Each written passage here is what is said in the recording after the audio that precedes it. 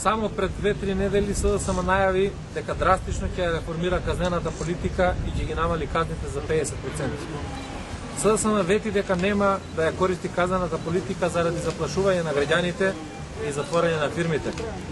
СДСМ вети дека инспекцијските служби ќе работат првенствено како превентивни органи кои прво ќе изрекуваат опомена, а потоа санкции.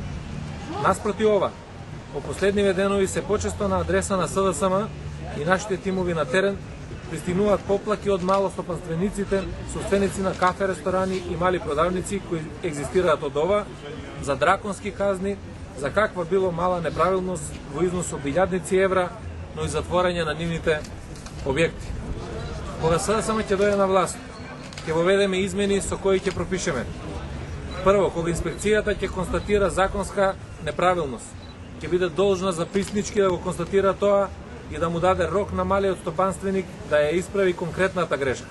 Доколку и во тој рок не се поправи забелешката на инспекцијата, ќе следува соодветна казна. Вака е во цивилизираниот свет каде екзистираат милиони мали бизниси. Второ, најитно ќе укинеме казната целосно затворање на малите продавници, како што е сега законски пропишано. Зошто треба да се укине оваа казна? Затоа што со затварањето на објектот, продавницата, ресторанот, губат и се оштетени најмалку 3 субјекти. И собственикот, и вработените, и државата која што не може да инкасира нови даноци за одреден период.